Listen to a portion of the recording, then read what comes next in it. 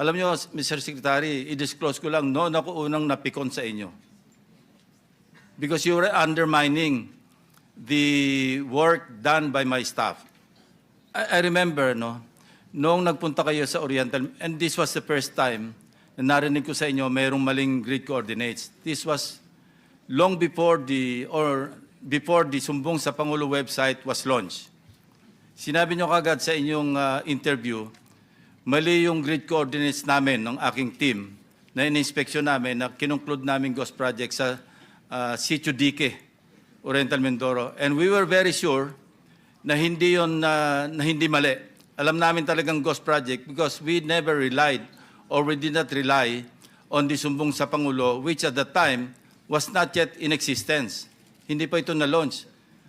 Bakit meron na kagad kayong parang subliminally or consciously, alam niyo nang may mga maling grid coordinates? That was the first time, you know, when I first learned na talagang meron mga nasubmit sa Sumbong sa Pangulo na maling grid coordinates, you know, my investigator's mind, no? Kaya unang naisip ko Secretary, bakit kayo nakapagsalita noon na mali yung grid coordinates namin when in fact we did not rely on the Sumbong sa Pangulo grid coordinates. We relied on the DPWH grid coordinates and people on the ground. Kaya we were 100% sure na yung sinabi ko sa aking privilege speech na ghost project sa Sitio Dique was really a ghost project. Alam nyo, Mr. Secretary, i-disclose ko lang, noon ako unang napikon sa inyo. Because you were undermining the work done by my staff. Go ahead, please. Please explain. Your Honor, I'm sorry, but there's probably a misunderstanding a little bit on that, Mr. Chair. I only knew about the differences between the yung grid coordinates when we submitted actually the list of projects sa Office of the President. That is, I never knew actually about the coordinates, even maliwanag po yung inyong interview Mali yung grid coordinates ni Senator Lacson. Yun ang narinig ko sa interview nyo. Sabi ko, paano nyo malalamang, paano niya sabing mali? Chinek namin sa ground mismo, kausap namin yung mga tao, and we inspected physically. No? So my other question is, between August 4 last year, when you submitted the list of the grid coordinates to the Office of the President, and now that we're discussing it, kailan nyo unang na-realize na may mga maling grid coordinates? After August 4, Your Honor. When? After August 4 could be today. Well, I think a few weeks after when I already been able to validate actually yung existence of the ghost projects in Bulacan First Engineering. Who informed you na merong mali? The Regional Office of Region 3, Your Honor. Hindi kayo nasabihan ni Undersecretary Bernardo na mali po, sir, yung ating nasubmit? Hindi po for that particular area, Your Honor. No. We did not discuss. All over, no? All over. We did not discuss actually coordinates at that time, Your Honor. Undersecretary Bernardo? We did not discuss the coordinates actually at that time. It's only the presence of the potential. I want to hear from Undersecretary Bernardo because in one of our private conversations, na-take up niya yan Nasabi na sa inyo na mali po, sir, yung ating na-submit. When was that?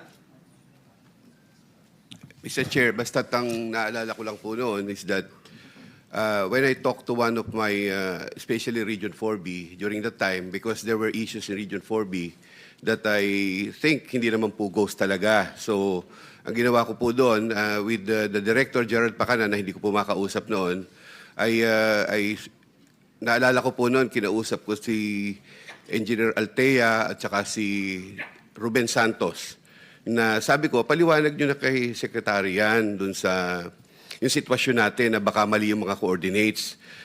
Kasi ang pinag-iisipan po namin is that, although alam po naman ng taga-DPWH to, the late Undersecretary Cabral made the submission to the PMS. I think she directly submitted that to the PMS. Meron po siyang kausap doon.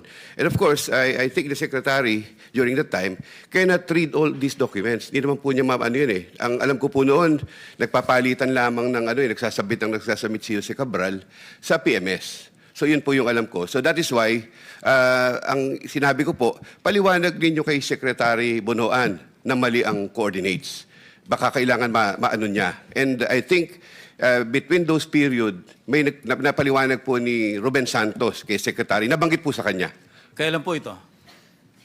I think after the submission na po nung sambong sa Pangulo, Mr. Chair. After August 4. After August 4 po.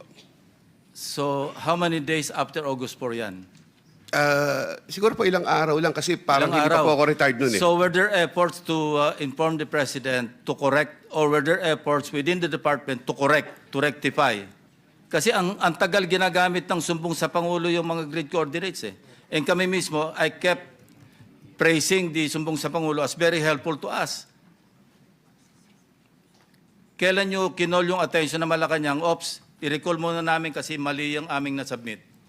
Were there efforts in that regard? Yes, as I recall, Mr. Chair, Your Honor, I think when I reported to the President the presence of the ghost projects in Bulacan First Engineering District, after I have validated it personally, 2 weeks after siguro po yun, 2 weeks after August 4, 2 weeks after August 4 po Yeah. nung kwan dito, and I told the President that as I learned from our staff noon na po, nung pinag-uusapan na natin yan, that they were telling me that there seems to be some differences between the MIPS coordinates and the ASISTEC coordinates.